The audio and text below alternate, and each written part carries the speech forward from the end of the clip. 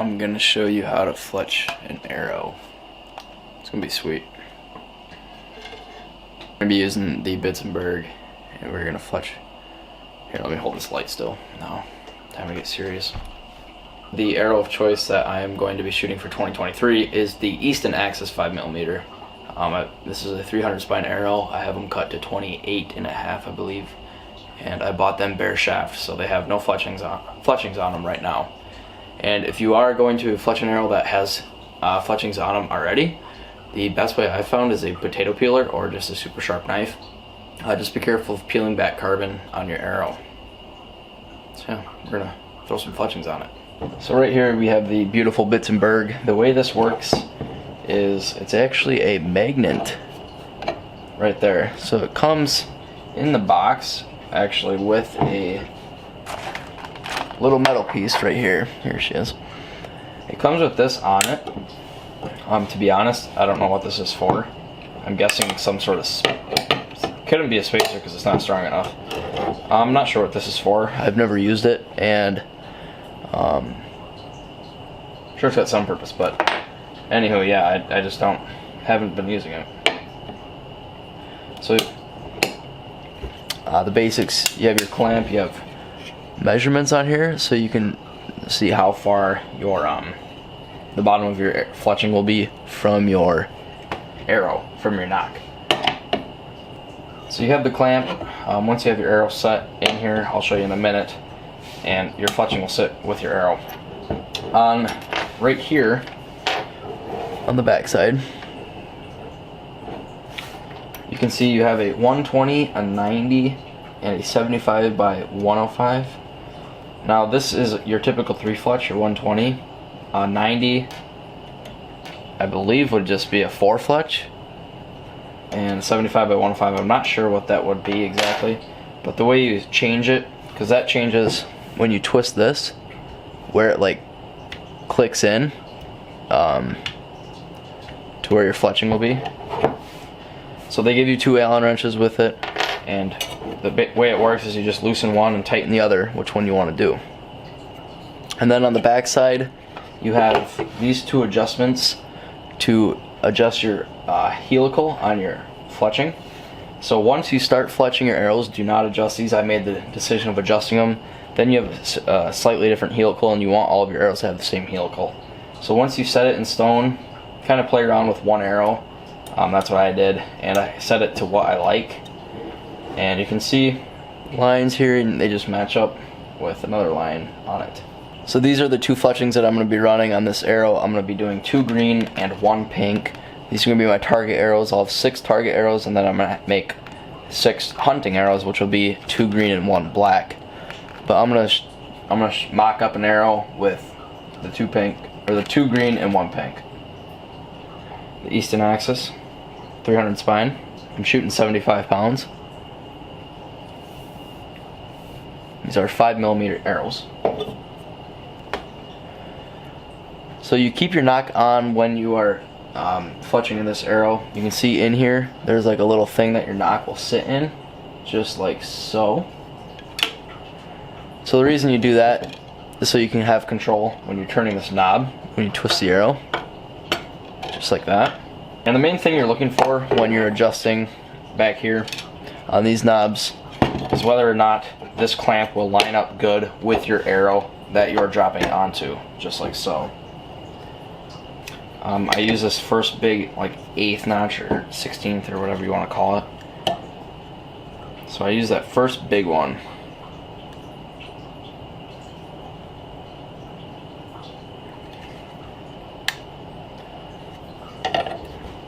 So you can see I'm on my 2nd line here, and we're going to test if that lines up good. So you can see it lines up pretty dang good. So the next thing you are going to need is some sort of fletching glue. I've tried Gorilla Glue, Crazy Glue. It does not work and is not as strong as true fletching glue. This stuff's cheap enough, it's very affordable, and I would say just buy it, don't cheap out.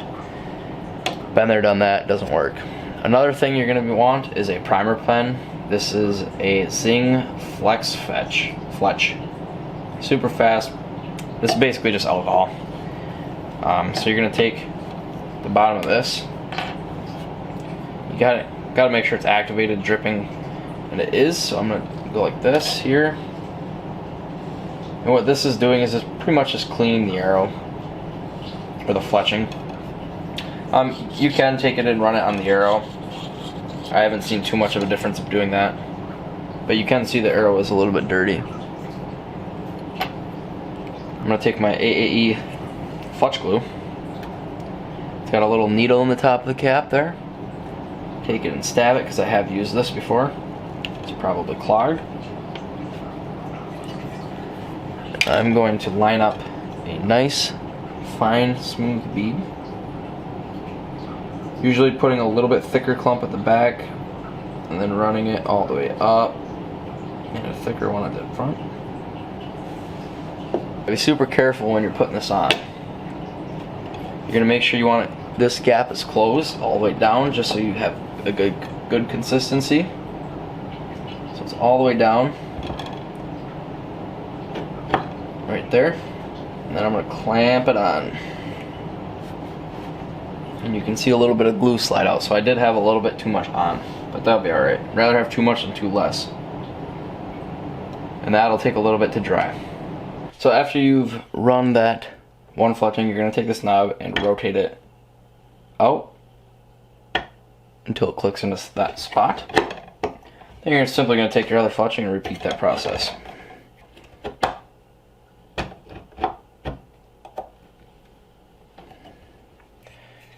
And the one thing I do like about this versus another jig, I've had the boning jig where it's like big clamps and it folds up onto the arrow. It is not as good. Glue gets everywhere. This is definitely a cleaner process. It is a little bit slower, but the quality is way better.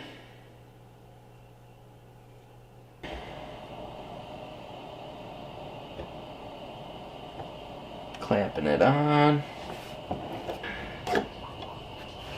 Whoo-wee, beauty. Just like that, you have fletched your first arrows. So the one thing I like to do, just to make them a little bit tougher, is I make a dab of glue right here. Because every target you shoot, some arrows penetrate a little bit more, and sometimes these fletchings can take a beating when you're shooting targets. You know, if it penetrates up to the fletchings, those front of the fletchings, it just helps them last that much longer. Yeah, if you guys are looking at this, I totally recommend it. If you're going to start fletching your own arrows, it's super user friendly, and give it a try and let me know what you guys think. Thank you guys for watching this video. I will see you guys next time in whatever video you guys decide to watch. I got hunting videos. I hopefully have a goat hunt in Texas coming up. Kind of in the works of that. Could be pretty sweet.